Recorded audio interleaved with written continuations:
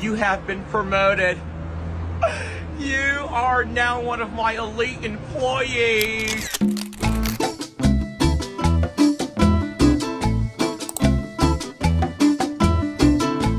Hey, what's up guys? Reporting live from Medellin, Colombia. So today's video is going to be about after 1,000 hours of immersing myself right here in Latin America, how much Spanish have I actually learned? Man, let me equate this really quick. Every 2 hours, if you were to study Spanish for 30 days, that's 2 hours a day, that's 360 hours of learning Spanish. But that's what I was doing in the United States. But when I moved here immediately, it went from 2 hours of studying Spanish and having conversations and listening to and reading things to 6 hours a day roughly of consuming content in some way, either listening or even seeing the content or even speaking the content. So in total, literally probably around 6 hours a day, I'm immersed, I'm talking, I'm listening in Spanish, and that's around 1,000 some hours in 6 months. And guys, let me tell you, it's been drastic, my progress in learning the language, and I'm going to share with you some tips around one, getting to that 1,000 if you don't live in in Latin America and you live in the United States. But I'm also going to give you some advice once you get to that 1,000 mark, what you can expect. And I want you to be encouraged because some of you are on the brim of making a decision of maybe immersing yourself in a Latin American country. And I highly suggest, if you are taking it serious and you want to learn Spanish, that you do that you immerse yourself. The other option or thing that I think you can do is right from your home, you can start learning Spanish. So I'm gonna give you some tips and I'm gonna give you some sort of advice on what I did before I came to Colombia here, and also what I'm doing now to really just throw myself into sort of this language learning journey. So guys, stay tuned. Welcome to the show. Welcome to the video, Faith and Familiar. As you know, this channel is all about faith, family, and also adventure. And one of the adventures I'm on is learning a new language. So you'll see a lot of different content in here that is from me, my wife, my kids, both English and Spanish. So it's a great channel to subscribe to if you're on the journey as well. So, all right guys, stay tuned. Let's do this. All right guys, let's start this video by walking and talking. So one of the biggest things that I've learned out of the 1,000 hours or so of completely committing myself to the Spanish language, as you can see, there's a lot of cars out here, so hopefully you can hear me pretty clearly. But one thing that I've learned by committing myself to the Spanish language over the last 1,000 hours, listen, it's gonna take time and patience. Like, you're not gonna have it all figured out overnight, and it's actually more important that you take your time and that you go a little bit deeper than just trying to stay at the surface level and rush through trying to learn your new language. I don't know what your target language is, but one thing I do know is that the opportunities are endless to continue to learn on your Spanish journey. You just have to be consistent. That's the cool part about, you know, just getting to this place where you become more and more passionate about your language. It takes one, do something that actually is a challenge, but yet find markers, like in your journal, make markers of just goals. So when you achieve those goals, it makes you 10 times more passionate about jumping in and actually consistently doing the work. So for me, for instance, my first goal is almost like you're doing 10 to 15 push-ups. After you finish the 10th push-up, you're like, man, I could do more of this. I can probably do 20 more, 30 more. And then once you get to 30, you're like, I want to do 50. Like, you become more passionate about things that you actually do and you see results. So if you want to achieve Spanish, I would just say start with 10 words. Start with maybe making a sentence or a statement out of something you consumed and making it, hola, ¿cómo va? And making it a part of. So for instance, for me, I was listening to a worship song that I love so much. Shout out to Avery Marijo, and then also there's another young lady who did a song called Javami Ati. It's an amazing song. But what I did was I took a few notes, like quotes out of their songs, and I memorized them and I started speaking them. And it's powerful because it was actually Bible verses and also just prophetic words that she spoke over a group of people that was super encouraging. So it's something about when my faith connects to the language I'm learning, it just gives me motivation to learn even more.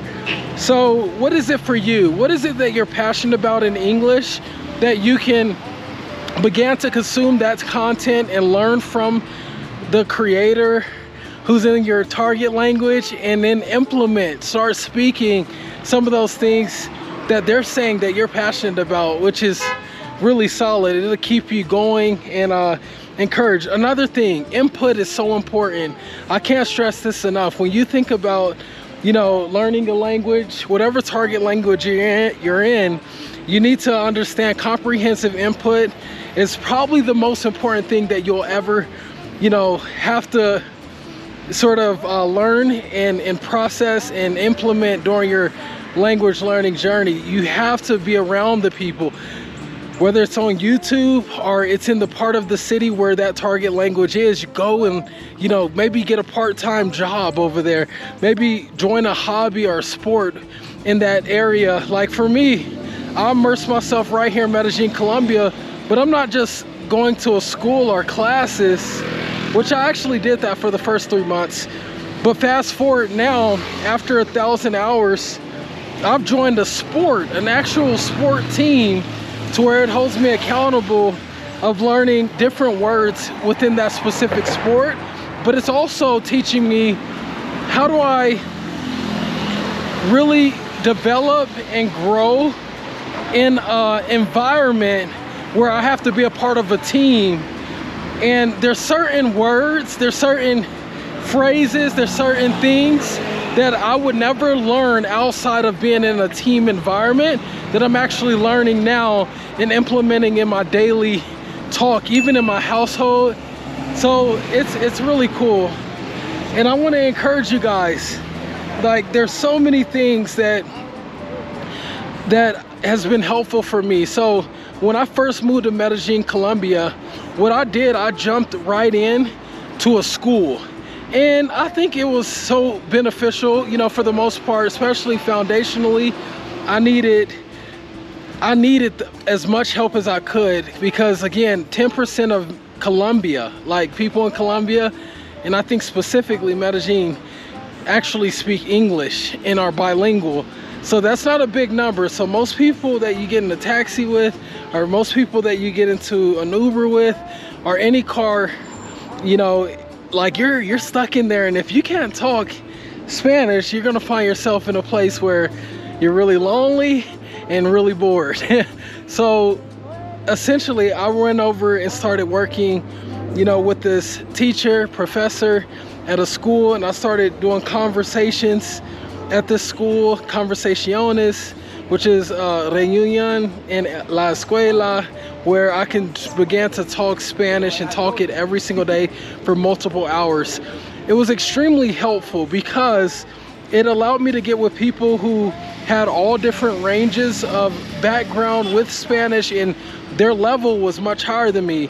So when I got here, I probably was, is it an A1 maybe? At most, borderline A2, and I doubt that. I think I was an A1. I was definitely a beginner. But foundationally, what I had to do is just learn some of the basics. And I took 3 months every single day. I would say close to 4 hours a day inside of a school setting. That was cool, but the best thing then actually happened until after I got out of the school setting and I jumped into the street. There's something that immersing yourself in the streets will teach you that a school can never teach you. And I've learned so much just by hopping in Ubers every day. Maybe I ride probably 3 to 4 Ubers every day. That's forcing me to have conversations about different things and get repetition on more of the basic conversational level sort of conversations, like around my name, where I'm from, how long I've been here. There's different things where I'm constantly talking about that's actually helped me a ton because I'm getting repetitions around those things, and it's been very vibrant and helpful.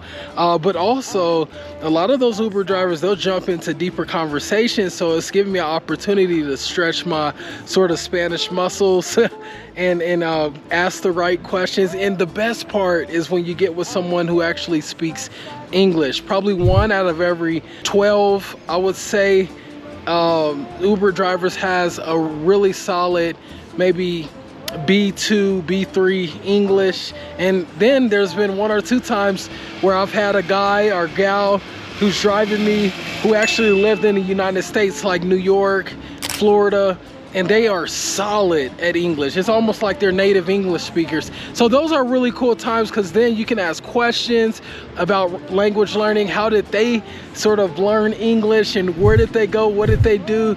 And it's really cool, like, to share that common passion. And a lot of even the people here, because the schools are so expensive, say for instance, the school out here, it's an idioma school, which is language in Spanish. So it's a escuela de idioma that people go to, and a lot of people can't afford that. That's more like the high class Colombians here, or even middle high class, or mid class, middle upper class, you know, can afford that. But a lot of people can't. That's the reality. So what they'll do is get a job if they have a car, and a lot of people don't have cars. Again, that's almost lower, I think lower middle class have cars here.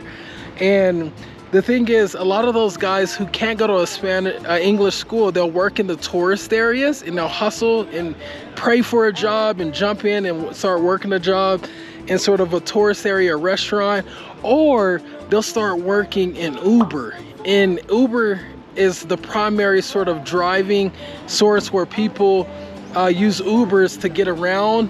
And I think one of the coolest things about that is because it opens up opportunity for natives to be able to learn another language, and almost in a free way, where they actually get to make money. Not just free, but they actually make money. They earn money while they're learning another language with English speakers. And some of them have been doing that for, imagine, 600 rides.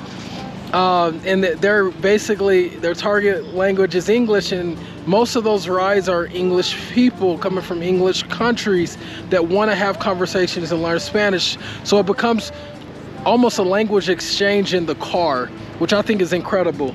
And then the last thing that I'll mention before I close out on this video, which I've had an amazing time with you guys, subtitles on Netflix has been huge. However, sometimes they can help you, sometimes they can hurt you. They can help you from the standpoint you can almost see the grammar and the structure of the Spanish language while you're listening in English, which is solid, and there's different ways you can do that as well. But I would also say that it helps from the standpoint of being able to take words and even pause and really be able to dissect through your notepad, or even, you know, really put together what you're hearing and also what it actually looks like in word form, which is cool.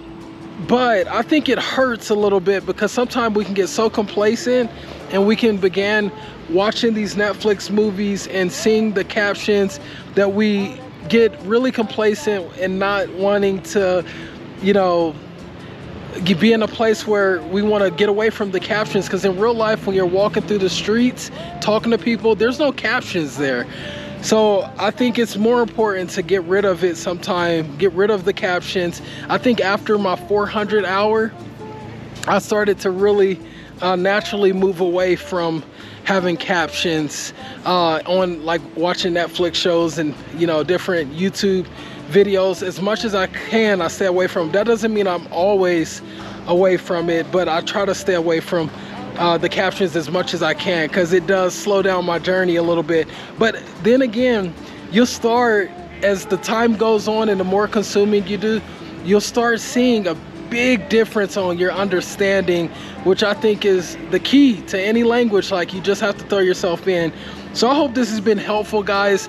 Try to find genuine ways you can jump in and learn the language really quickly so you can begin to be passionate and more passionate about the language, the target language you're going to learn. Don't get discouraged, because if you're just now beginning, it's not going to be easy, but it is going to be super helpful when you're in a situation and you need to do the basic necessities, like the things that you need to do to really get things done.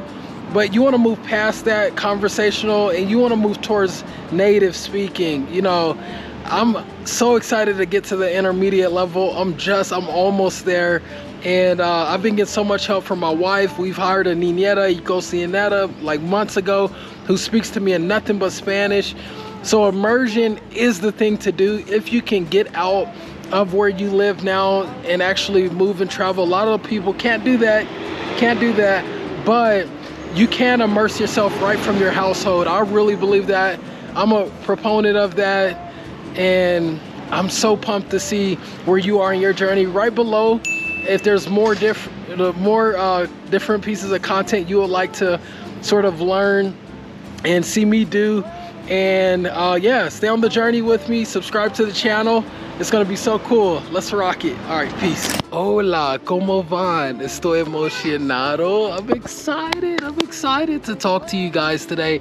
And right now, I'm gonna bust out some of the Spanish. This is where I am after 1,000 hours of learning Spanish. So, ¿cómo estás? Estoy emocionado por la oportunidad a compartir contigo sobre mi camino en español. Este idioma es muy bueno, pero muy difícil aprender, pero me gusta mucho.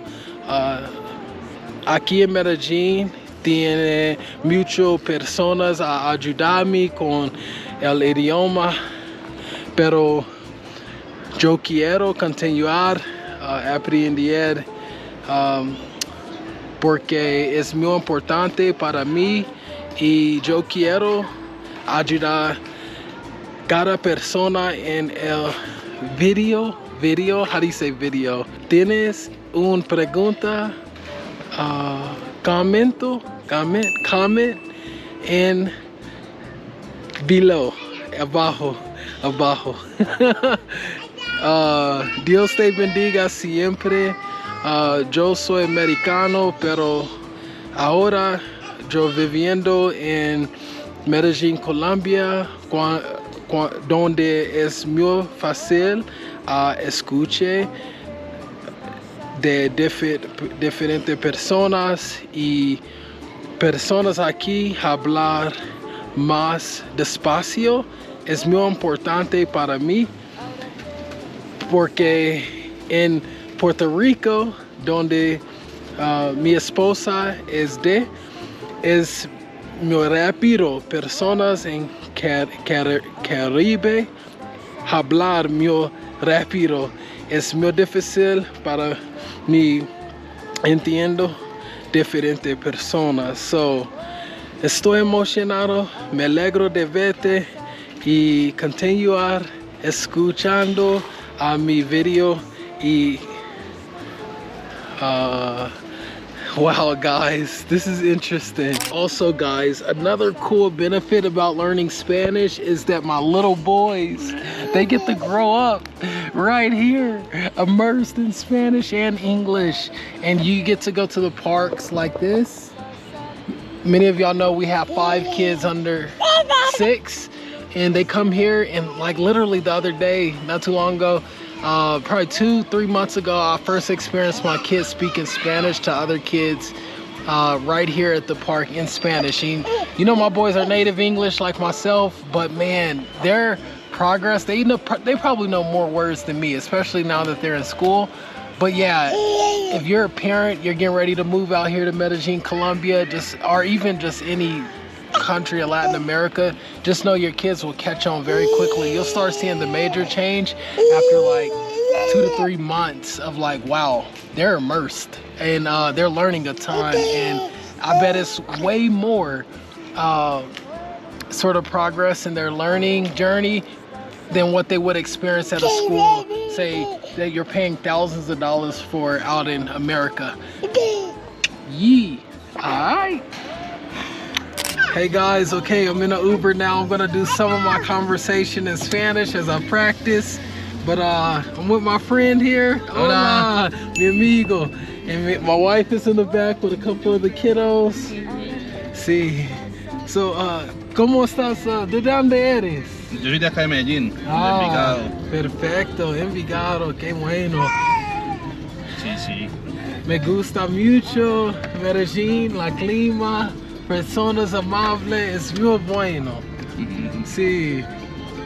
¿Te quieres vivir aquí siempre o no? Yo sí. ¿Sí? Wow, qué bueno. ¿Y tú? Y también, igualmente. Yo también. Yo quiero visitar mi familia en futuro, probablemente verano o un diferente tiempo. Pero, ¿tu familia viviendo aquí en Envigado?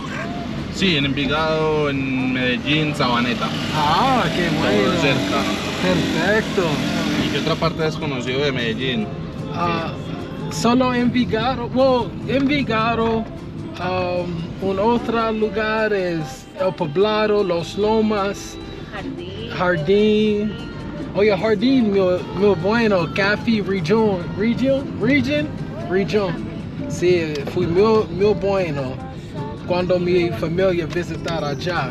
Sí. ¿Y Jericó? ¿No has ido a Jericó? Ah, Es un Jericó. pueblo. Jericó. oh. Es muy lindo para que Muy vayas. lindo. Sí, exacto. Guatapé. Guatapé. Sí. Lindo. Muy lindo. Nunca visitar, no todavía no. Para que vayas, que es muy lindo. Sí. ¿Es muy caro allá?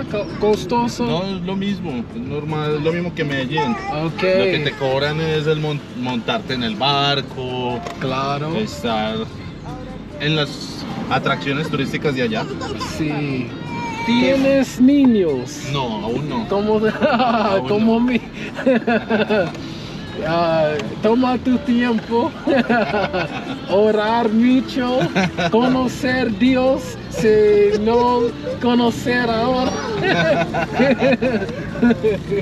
¿Cuántos niños de pensa yo tengo? ¿Usted tiene cuántos? Wow. Dos. ¿O yo cuántos quiero? No, 5 niños en total para mi familia. Ah, bueno. Grande. Por eso no hemos ido a Guatapé. Exacto. Pero es bueno. Cuando tienes niños, well, you have to. How do you say you have to keep them busy? Tienes que mantenerlos ocupados. Díselo otra Tienes vez. que mantenerlos ocupados. Ok, yo aquí paro con actividades en otras cosas. Deporte. Sí, exacto. Deporte. Deportivo es muy bueno. Cada día mi familia vamos allá. Voy allá. Yo voy allá a béisbol, a jugar béisbol. Solo uno más pregunta. Dime. ¿Te tienes Dios en tu vida? Sí, sí. ¿Qué es el hacer en tu vida? No, yo le doy gracias por la salud, por la vida, por todo. Come on, hasta luego, mi hermano. Que estés muy bien. All right, Jesús te ama.